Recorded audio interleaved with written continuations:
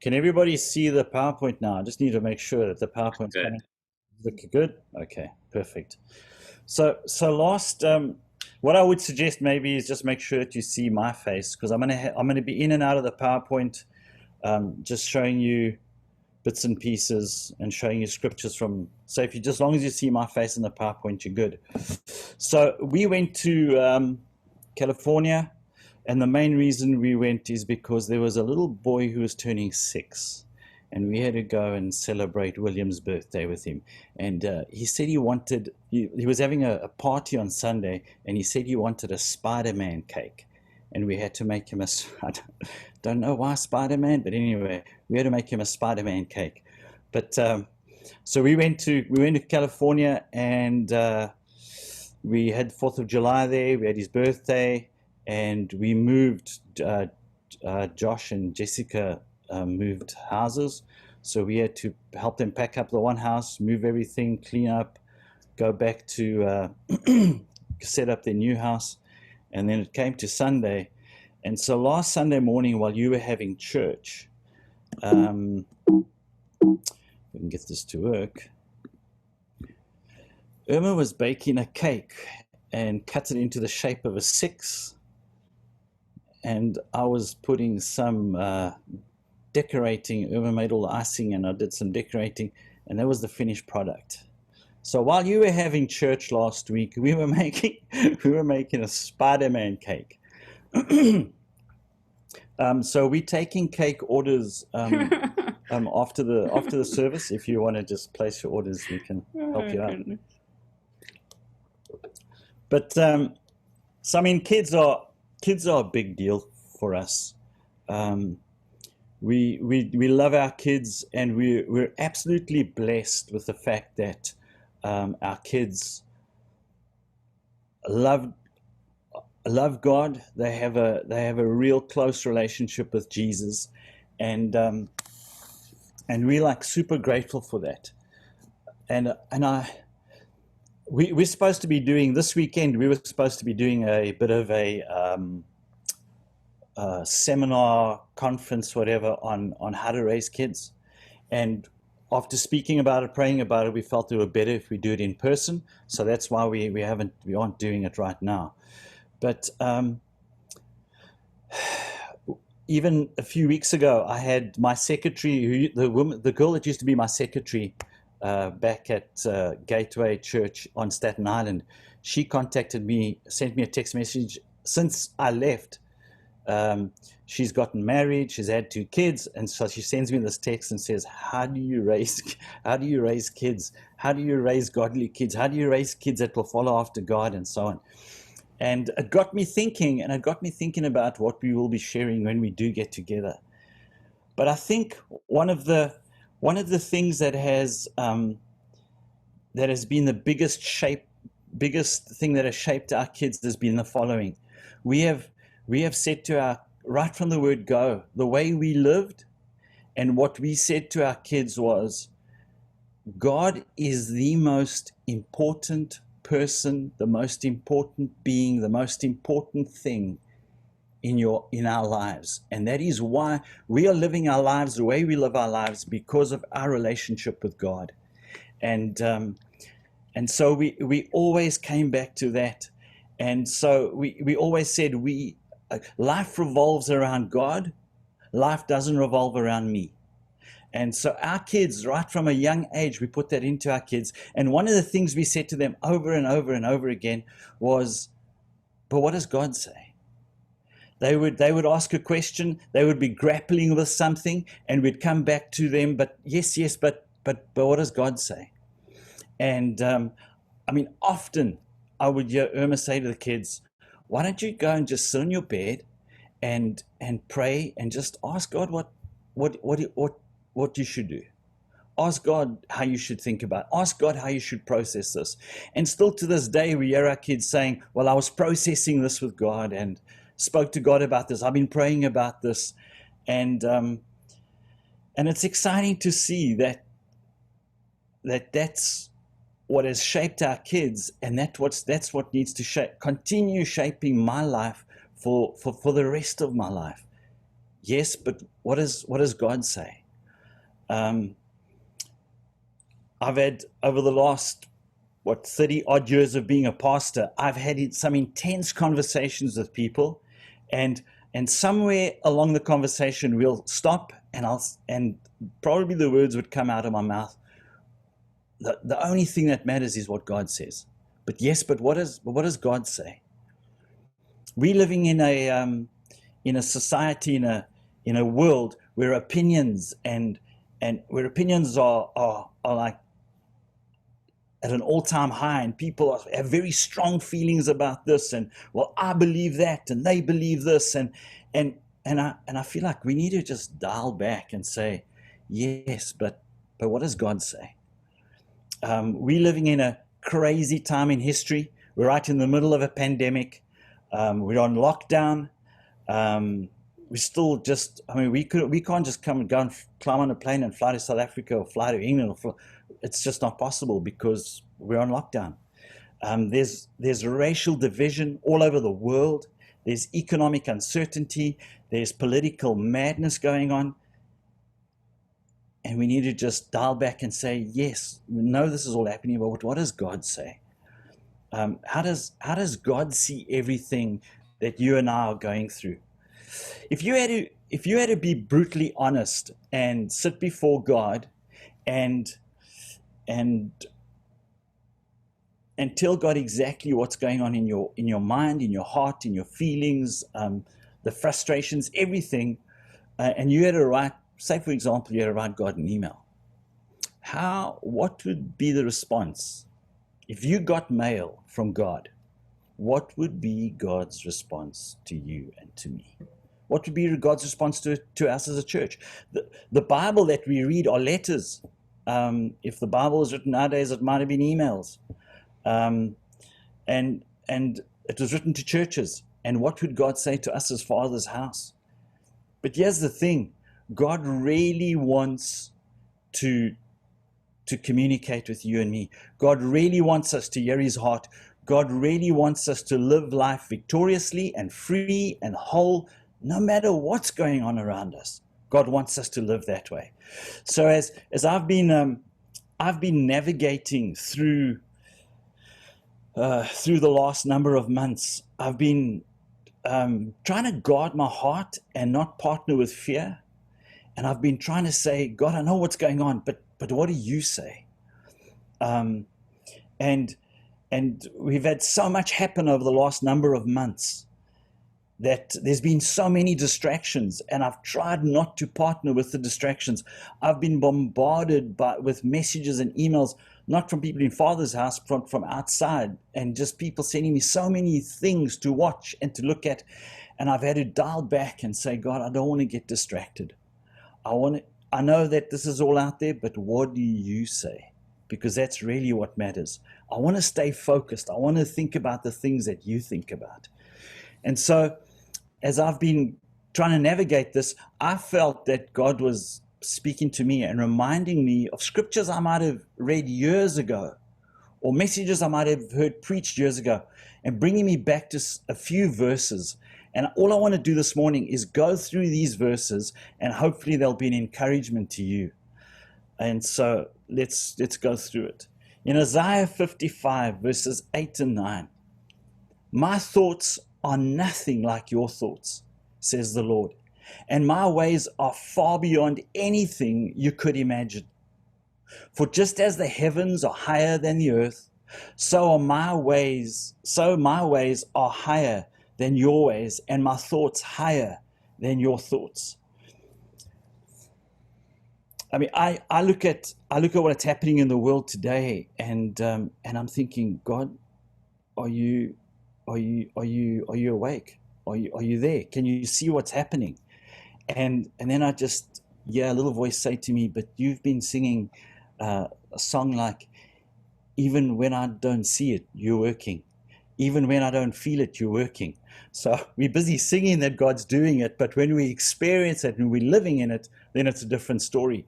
But here's the reality: God's thoughts are not our thoughts, and his ways are not our ways, and he works in ways that we wouldn't work. Because I mean, if I was God, I would just come in and I would just deal with everything. I would deal with the evil.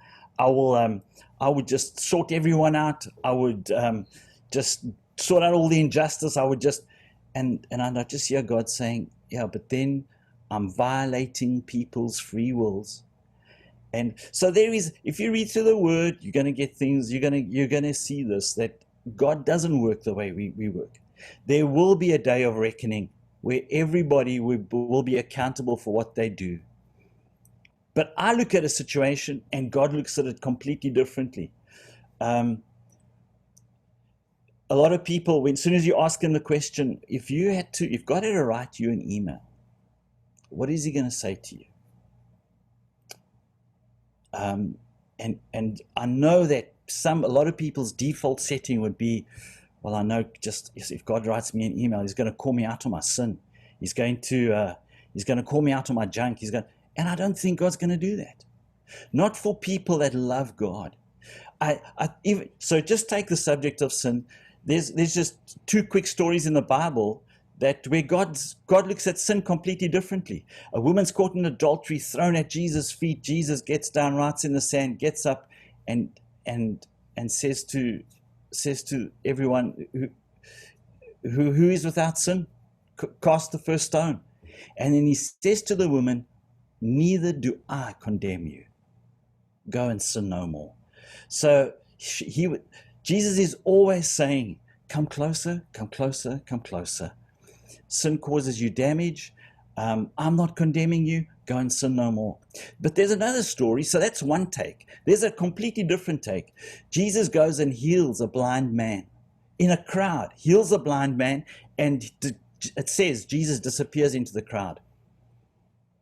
And the Pharisees come and ask him, who healed you? He says, I don't know.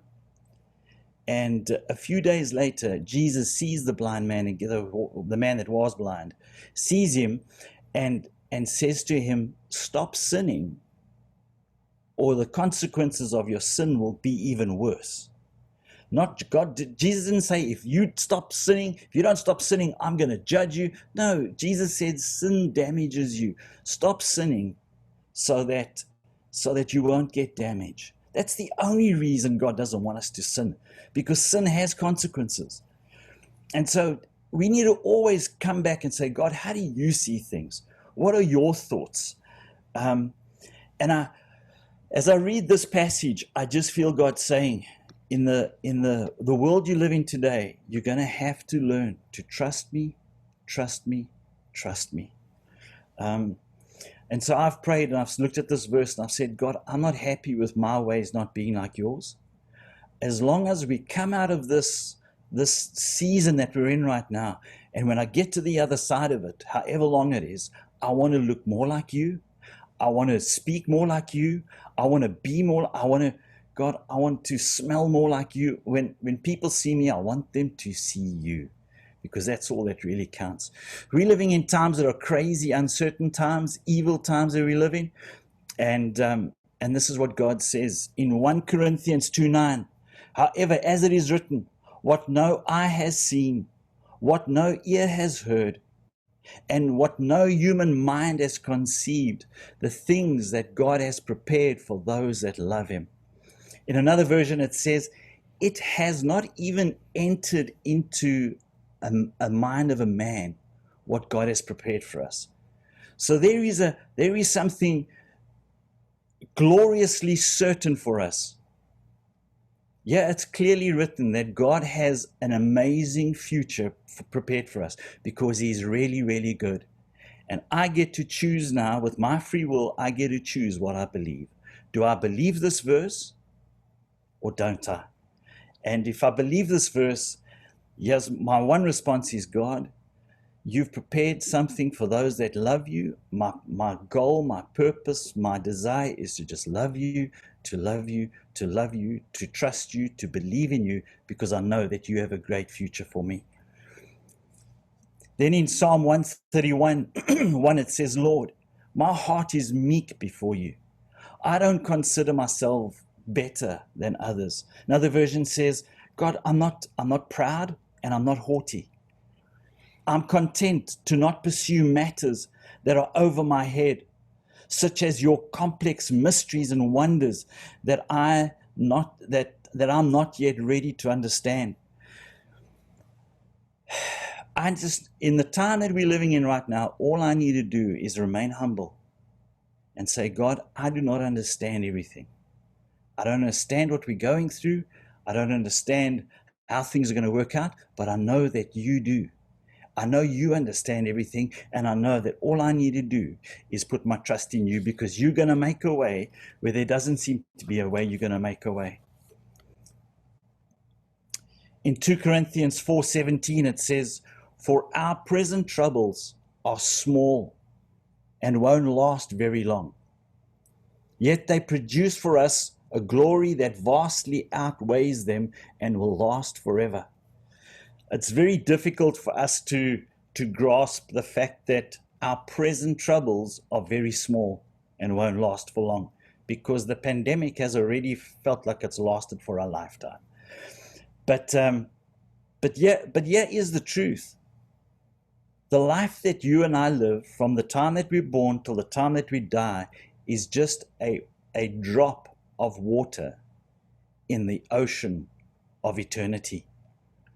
But it's difficult for me to wrap my mind around that and just say, well, God, I realize I'm going to go through hard times. It's going to be troubling times, but it doesn't matter, because in the big picture, you're good, you're kind, and my eternity is going to be amazing. It doesn't matter what I'm going through right now.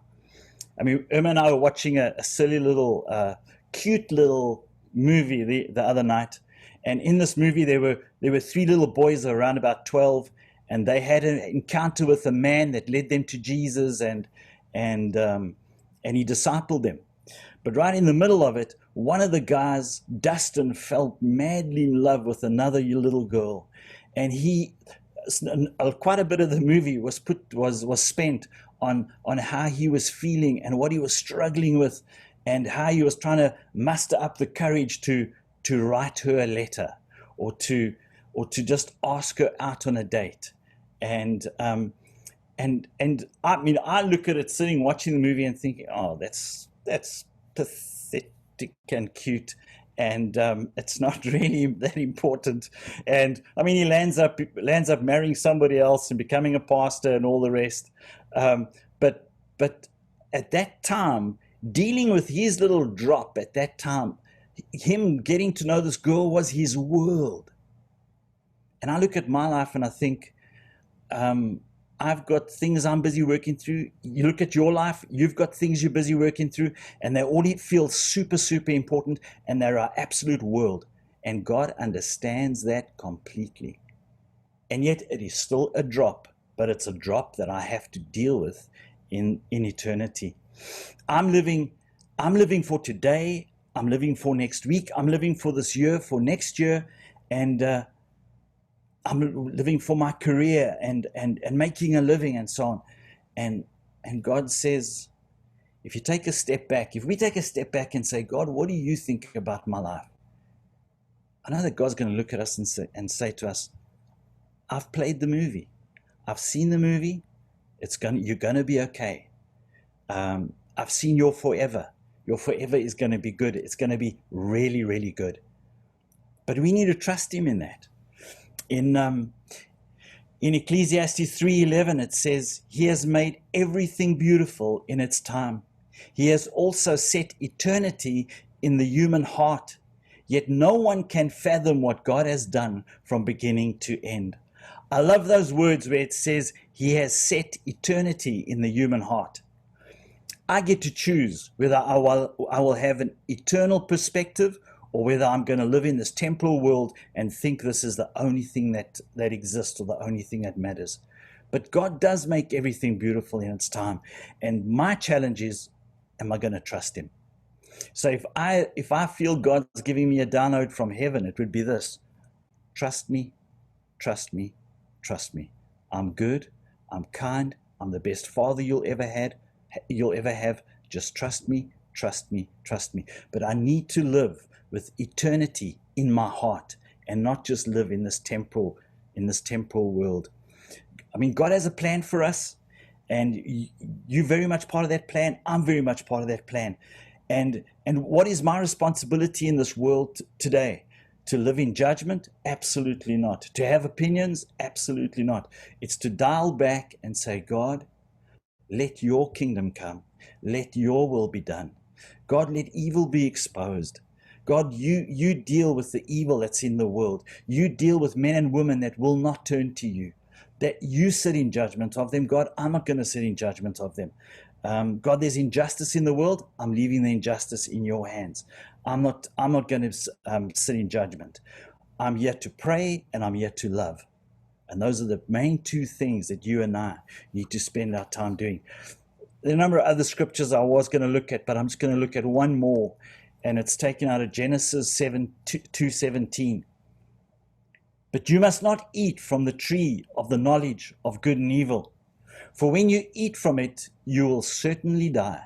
This comes from the story of God creating the world, creating man, creating woman, creating Adam and Eve, saying to them, you can eat of any tree in the garden. All the delicious fruit you can possibly find, you can eat. Except, do not eat from the tree of the knowledge of good and evil. There's the tree of life and the tree of the knowledge of good and evil. Eat from the tree of life, but do not eat from the tree of the knowledge of good and evil. And you know the story? They get deceived and they eat from the tree of the knowledge of good and evil. And if I look at the world we live in today, I see millions of people getting deceived, standing under the tree of the knowledge of good and evil, picking the fruit and eating it. There's so many people that are sitting in judgment and having opinions and living hopeless and getting mad and angry. And I just feel God say, don't do that. Go walk away from the tree of the knowledge of good and evil and go and eat from the tree of life. Life needs to be a filter that you and I live with. That whenever I speak, wherever I think, it must be life. Is what I'm doing speaking life? Is what I'm thinking bringing me life, bringing people around me life? Because Jesus said that we need to come to him because he is the life. He is the bread of life. So I wonder if you and I had to get an email from God, what would it sound like? I'm gonna invite you to close your eyes, and I'm gonna read to you a possible email that God might send to you and me. As I read through this, please feel free to put your name in and own it. My son, my daughter, I know exactly what you are going through right now. I see every fine detail of your life and the complex world around you. I know what you think. I know what you feel. I know your desires, your disappointments, your pain, your losses, and I know your dreams. You often struggle when you shouldn't, because you don't come to me and ask me to be with you. Ask me to advise you, to give you wisdom, to give you help. You look at your life through your eyes when you were created to see life through my eyes. Your story isn't over yet. Millions spend their day eating from the wrong tree, looking out for what is right and wrong, developing opinions and making judgments. I'm calling you to eat from my tree of life. Jesus gave his life so that you might have life. He is the bread of life. Eat from him and you will live forever. The world can collapse all around you and you can still stand with unexplainable peace and joy, living free and whole, because my kingdom is within you. I'm always your Father. I am always for you. I am very involved in the fine, intimate details of your life. My ways are perfect. My ways are good. I want you to trust me. I've given you the gift of a free will. Choose me and choose my ways, and you will live, really live, forever. God, as we sit in your presence right now, God, I want to pray that you will put a new setting inside our hearts, that our default setting will be yes, but what does God say? God, I pray from this day forward that we will live with you being the center of our lives. God, that we will live with a greater level of trust than we've ever had before. That we will trust you in a new way. I want to pray for every single man and woman and child online right now. God, that you will give them a revelation of who you really are and who they really are. God, that we will see you as a Father who is crazy about us and only wants the best for us. God, you'll never harm us. You'll never hurt us. You'll never leave us. And our desire is that we will live with that reality in our hearts all the time. That no matter what happens, God, that you will be our default that we run to. I pray for fresh strength. I pray for new peace. God, I pray that we will let you love us. We sang this morning that perfect love casts out all fear. And my prayer for us is that we will let you love us so much that we will fear nothing because we know you intimately. So I bless every one of us online right now in the name of Jesus Christ. Amen. Amen.